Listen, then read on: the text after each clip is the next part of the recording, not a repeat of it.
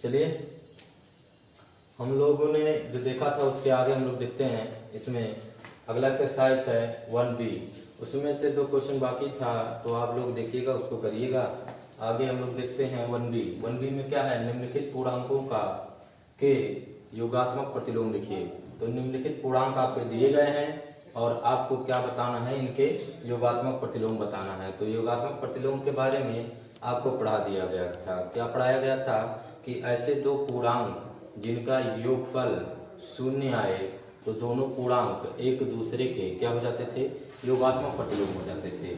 और आपको ये भी सिंपली बताया गया था कि अगर योगात्मक प्रतिलोम बताना हो तो आपको प्लस को माइनस में चेंज कर देना होता है और माइनस को प्लस में चेंज कर देना होता है। जैसे पहला क्वेश्चन है -7, तो -7 जो है वो -7 का योगात्मक प्रतिलोम क्या होगा, -7 का योगात्मक प्रतिलोम क्या होगा।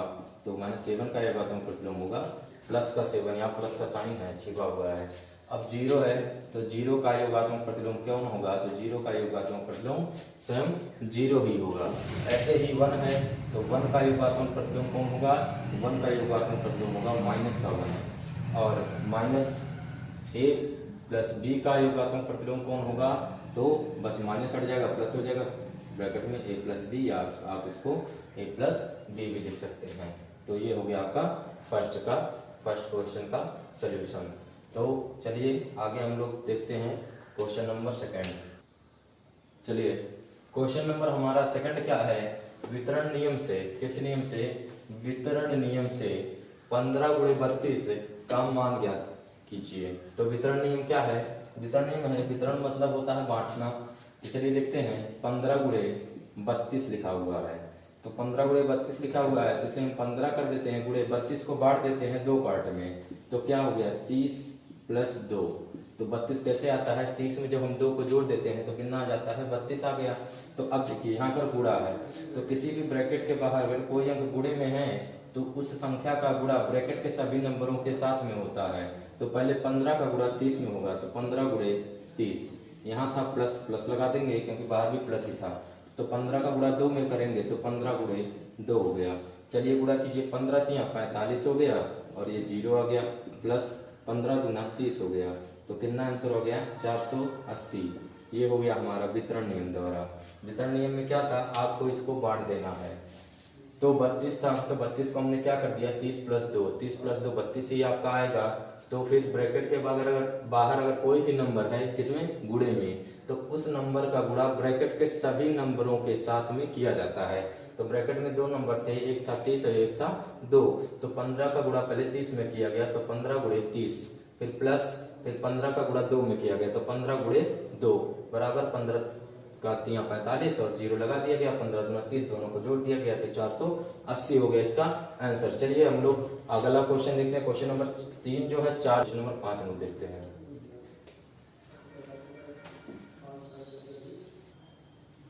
चलिए इसके आगे हम लोग क्वेश्चन नंबर 5 देखते हैं। तो क्वेश्चन नंबर जो 5 है, निम्नलिखित में से धन पूर्णांक छानिए। कैसा पूर्णांक छानना है, धन यानी प्लस वाला छानना है आपको। तो देखते हैं, पहला ये सब अलग अलग लिखे हुए हैं, देखिए इनके बीच में कॉमा लगा हुआ है, तो जहां भी कॉमा लगा हुआ है, चलिए तो ये जो नंबर है ये सब आपके अलग अलग नंबर हैं। देखते हैं कि क्या नंबर है ये है, देखिए पहला नंबर जो है वो है 8 - 6 है, कॉमा है यानी ये नंबर अलग है, 2 - 5 है, 1 / 3, -3 × -4 और 8 / 2 और -5 × 3 और 3 × 5, ये सब नंबर अलग अलग हैं। तो इन्हीं में से बताना है आपको, छानना है कौन कौन से नंबर धन पूर्णांक के हैं, यानी पॉजिटिव वाले हैं, प्लस वाले हैं। तो आपको देखिए पहला नंबर हम ले लेते हैं, सॉल्व करते हैं। तो 8 है और -6 है, तो पहले नंबर में हम लोग देखे क्या कि 8 जो है वो प्लस का है और 6 जो है वो माइनस का है, यानी एक पॉजिटिव इंटीजर और दूसरा नेगेटिव इंटीजर। कहने का मतलब पॉजिटिव इंटीजर को हम लोग धन पूर्णांक कहते हैं और नेगेटिव इंटीजर को हम लोग ऋण पूर्णांक कहते हैं। तो एक है +8 और दूसरा है -6। तो जब भी देखिए, जब एक प्लस और एक माइनस का होता है तो सब्ट्रैक्ट किया जाता है और साइन किसका लगाया जाता है, जो नंबर बड़ा होता है उसी का साइन लगता है। तो 8 है और 6 है, तो सब्ट्रैक्ट होगा, 8 में से 6 गया तो आया 2 किसका आएगा, प्लस का आएगा। क्यों, क्योंकि 8 था प्लस का बड़ा नंबर था, तो ये कैसा पूर्णांक आया, धन पूर्णांक यानी पॉजिटिव इंटीजर, धन पूर्णांक। ऐसे ही दूसरा है 2 - 5, तो 2 - 5 ये भी एक पॉजिटिव इंटीजर और दूसरा नेगेटिव इंटीजर, यानी एक धन पूर्णांक दूसरा ऋण पूर्णांक। तो अब भी क्या होगा, एक प्लस का और एक माइनस का, तो क्या होगा, सब्ट्रैक्ट होगा, और सब्ट्रैक्ट होगा और साइन किसका लगेगा, बड़े वाले नंबर का। तो देखिए 5 में से 2 गया तो 3 आया, माइनस से सब्ट्रैक्ट हुआ है तो माइनस का साइन, तो कैसा पूर्णांक हुआ, ऋण पूर्णांक यानी नेगेटिव इंटीजर। तो ऐसे ही 1/3 है, 1/3 है, तो इसे आप डिवाइड कीजिए, नहीं तो 1/3 ही रहने दीजिए, कैसा पूर्णांक हुआ, धन पूर्णांक हुआ। ये जो भाग है और बाई, ये देखिए भाग का चिन्ह है, ये बाई, दोनों का मतलब भाग ही होता है, डिवाइड से ही होता है, तो चाहे 1/3 लिखिए चाहे 1/3 लिखिए, बात एक ही है। तो धन पूर्णांक हो गया। अगला आता है -3 × -4 = अब देखिए ये क्या आता है, ये दोनों नेगेटिव इंटीजर हैं, अब इनका हम मल्टीप्लाई करने जा रहे हैं, तो 3 × 4 = 12 हुआ। अब देखिए दोनों माइनस है, तो आप लोग पढ़ते ही रहे होंगे कि माइनस का मल्टीप्लाई जब माइनस में किया जाता है तो क्या आ जाता है, प्लस। यानी जब दो समान चिन्हों का गुणा किया जाता है, जैसे प्लस गुणे प्लस भी का गुणा भी क्या आता है, प्लस। यानी देखिए ध्यान से, जब दो साइन जो है, चिन्ह जो है सेम रहेंगे, यानी अगर दोनों माइनस का हो या दोनों प्लस का हो, तो उनका गुणा करने पर हमेशा और हमेशा के लिए आपका क्या आता है, प्लस ही आता है। अगर दोनों में से कोई भी बदला, यानी एक माइनस और एक प्लस हुआ, तो आपका प्लस नहीं आएगा, तो फिर क्या आएगा, माइनस आएगा। यानी दोनों साइन सेम रहने चाहिए, या तो दोनों माइनस के होने चाहिए या तो दोनों प्लस के होने चाहिए, तभी इनका गुणा करने पर क्या आएगा, प्लस आएगा। तो चलिए यहाँ पे देखिए दोनों माइनस के थे, तो माइनस और माइनस का गुणा जब हम करते हैं तो क्या आता है, प्लस आता है, तो प्लस लिखने की जरूरत नहीं है। तो ये भी कैसा पूर्णांक हो गया, धन पूर्णांक हो गया। अगला नंबर जो है वो है 8/2, 8/2। अब 8 को हम डिवाइड करेंगे 2 से, तो 8 को डिवाइड करना है 2 से, तो कितना आएगा, 4 आएगा। 4 वो भी प्लस का, क्योंकि दोनों लोग ही प्लस में ही थे, तो कैसा पूर्णांक, धन पूर्णांक। अगला जो नंबर है हमारा -5 × 3। अब देखिए अब फिर गुणे में है, तो देखते हैं कैसा है, एक नेगेटिव इंटीजर, एक माइनस का, एक पॉजिटिव इंटीजर यानी प्लस का। तो देखिए साइन बदल गया, तो जब भी बताए थे कि चिन्ह जब दोनों का अलग रहेगा तो गुणा करने पर हमेशा और हमेशा क्या आएगा, माइनस ही आएगा। तो 5 × 15 यानी 15 माइनस में, तो -15 कैसा पूर्णांक हुआ, ऋण पूर्णांक हुआ, ऋण पूर्णांक हुआ। अगला जो नंबर है 3 × 5, तो 3 × 5 दोनों प्लस के हैं, तो आपको पता है धन पूर्णांक आएगा। 3 × 5 = 15, यानी कैसा पूर्णांक, धन पूर्णांक। चलिए आगे देखते हैं हम लोग, इसको स्क्रीनशॉट लेकर के इसका नोट कर लीजिए। चलिए अगला एक्सरसाइज, वो एक्सरसाइज यहीं पे समाप्त हो गया। अगला एक्सरसाइज है 1C। तो 1C में क्या है, पहला क्वेश्चन जो दिया है, निम्नलिखित संख्याओं को संख्या रेखा पर निरूपित कीजिए। आप लोग देख रहे होंगे लिखा है कि निम्नलिखित संख्याओं को संख्या रेखा पर निरूपित कीजिए। तो इन सारी संख्याओं को हमें कहाँ पे दिखाना है, संख्या रेखा पर। तो अलग अलग संख्या रेखा बनाते हैं, नंबर लाइन बनाते हैं, और इस पर इसको हम लोग पुट कर देते हैं। तो पहले संख्या रेखा बना दिए, तो पहले में जो क्वेश्चन है वो हमारा है 1/5 का। तो 1/5 कैसा इंटीजर है, पॉजिटिव या निगेटिव, यानी धन पूर्णांक है या ऋण पूर्णांक है। तो हम लोग देखें तो देखने में ही लग रहा है कि ये धन पूर्णांक है, यानी पॉजिटिव इंटीजर है। तो 0 के राइट होगा या लेफ्ट होगा, तो 0 के कहाँ होगा, राइट होगा, क्योंकि लेफ्ट में आपका माइनस वाले होते हैं, ठीक है, नेगेटिव इंटीजर। तो देखिए ये बाई का नंबर है, तो आपको डरने की जरूरत नहीं है, जैसे बाई है बाई को वही चलने दीजिए जैसे है। तो चलिए यहाँ 1 2 3 ऐसे होता है, तो 1 2 3 हो गया, तो आपके बाई 5 लगा दीजिए, 5 5 5। आपको ढूंढना क्या था, केवल 1/5 को, तो यही नंबर हो गया। आपको इस लाइन को बड़ा कर दीजिए और यही आपका आंसर हो गया। दूसरा क्वेश्चन है जैसे -2/5।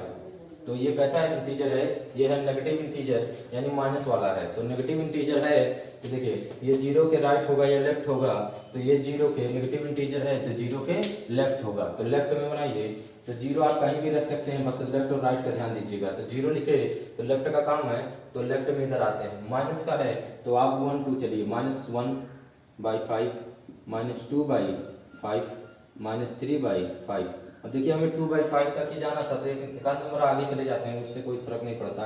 तो ये आपका हो गया, इस लाइन को थोड़ा सा गाढ़ा कर दीजिएगा और थोड़ा सा बड़ा कर दीजिए, जिससे पता चलेगा कि आपको कौन सा नंबर रकम दिखाना था। तो या इसको घेर देते हैं, तो 1/5 यहाँ हो गया, -2/5 यहाँ हो गया। ऐसे ही क्वेश्चन नंबर 3 और क्वेश्चन नंबर 4 आप स्वयं से लगाएंगे। चलिए इसके बाद हम लोग अगला क्वेश्चन देखते हैं। इसको स्क्रीनशॉट ले लीजिए और ये दोनों क्वेश्चन लगा लीजिएगा। चलिए आगे हम लोग देखते हैं।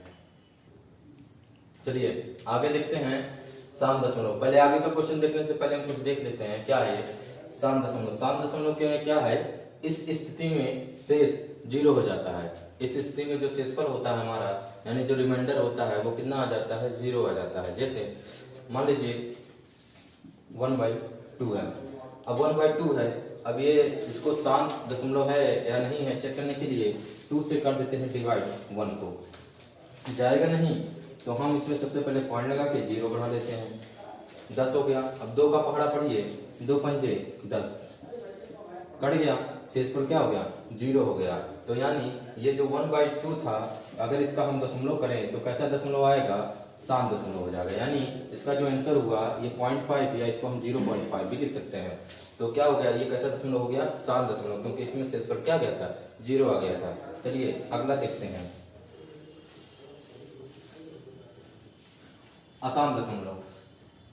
असाम आवृत्ति, या इसे हम लोग असाम दशमलव कैसे कह सकते हैं, यानी अनवसानी आवृत्ति। इस स्थिति में शेष की पुनरावृत्ति होती है। जैसे मान लीजिए 1/3 है, 1/3 है, आप 3 से डिवाइड कीजिए 1 को, तो 1 को जब डिवाइड करेंगे, डिवाइड नहीं होगा तो पॉइंट लगाएंगे, 0 बढ़ाएंगे 9, फिर पहले 1 था तो फिर 1 आ गया, यानी शेषफल की पुनरावृत्ति हो गई। पुनरावृत्ति मतलब दोहराया जाना। पहले 1 था तो फिर हमारे पास से 1 आ चुका है, तो फिर आगे बढ़ाते जाएंगे तो ऐसे आता जाएगा, मतलब फिर पॉइंट लगा हुआ 0 आप बढ़ा सकते हैं, फिर 3 बार जाएगा, फिर आपका 9 आ गया, फिर 1 बच गया। यानी इसमें जो शेषफल है वो बार बार आता जा रहा है। तो इस स्थिति में ये जो आएगा, ये आएगा 0.3333 आगे आता जाएगा। इसको लिखते कैसे हैं, कितनी बार लिखेंगे, तो देखिए जब कोई अंक रिपीट होने लगता है तो उसे हम बार के रूप में लिखा देते हैं, यानी बार। इसे हम इस लाइन को क्या कहते हैं, इसको कहते हैं बार। यानी ये जो 3 पे पावर बार, यानी अंक दशमलव के बाद ये जो 3 है कई बार यानी असंख्य बार पीछे आता जाएगा, वो कभी भी खत्म नहीं होगा। अब आइए अनवसानी अनावर्ती यानी अशांत अनावर्ती। इस स्थिति में शेष की पुनरावृत्ति होती है, इसे हम अपरिमेय भी कहते हैं। जैसे अनवसानी अनावर्ती को हम अपरिमेय संख्या भी कहते हैं। जैसे कणी में 2 हो गया, तो कणी में 2 जो है इसकी जो वैल्यू आती है 1.414 ऐसे ऐसे आगे बढ़ता जाता है। इसमें कभी भी कोई अंक रिपीट नहीं होता। रिपीट होने का मतलब ये नहीं 4 था 4 आ गया, तो ये इसको रिपीटेशन नहीं कहेंगे, क्योंकि इसमें 4 के बाद 1 आया था, इसमें 4 के बाद 2 आया है, तो रिपीट नहीं हुआ है। ये मत कहिए कि 4 था तो यहाँ भी 4 है, रिपीट हो गया, ऐसा कुछ नहीं है। यहाँ 4 के बाद 1 था, यहाँ 4 के बाद 2 है, तो रिपीटेशन नहीं हुई। ऐसे ही कणी में 3 है, तो कणी में 3 का मान होता है 1.732 ऐसे आगे बढ़ता जाता है, इसमें भी रिपीटेशन नहीं होता है। तो ये अनवसानी अनावर्ती हो गई, यानी इसे हम अशांत अनावर्ती कहते हैं, इसे अशांत आवृत्ति कहते हैं। ये शांत दशमलव है। तो ये हो गया, इसको देख लीजिए, अच्छे से पढ़िएगा। नहीं समझ में आएगा तो वीडियो को आप पीछे करके एक बार और समझ सकते हैं। अगर कोई दिक्कत होती है तो फिर आप हमसे संपर्क कर सकते हैं। तो चलिए इसका स्क्रीनशॉट लीजिए, नोट लीजिएगा। चलिए क्वेश्चन नंबर 2 है। अभी हमने आप लोगों को बताया था शांत दशमलव के बारे में, इसके बारे में बताया था, शांत दशमलव के बारे में बताया गया था। तो निम्नलिखित परिमेय संख्याओं में से कौन सी संख्या है जो शांत दशमलव के रूप में निरूपित कर सकते हैं इसको। तो पहला जो है 1/20 1/20, दूसरा है 1/27 1/27 3/5 और 1/5। तो इसको आप लोग, ये आपका होमवर्क है और आप डिवाइड करके चेक कर लीजिएगा, और चेक करने से जिसमें शेषफल 0 आ जाएगा वही आपका कैसा हो जाएगा, शांत दशमलव हो जाएगा। तो आप लोग वीडियो को पूरा देखते रहिए, पढ़ते रहिए, होमवर्क करते रहिए। चलिए अगले दिन अगले वीडियो में, धन्यवाद।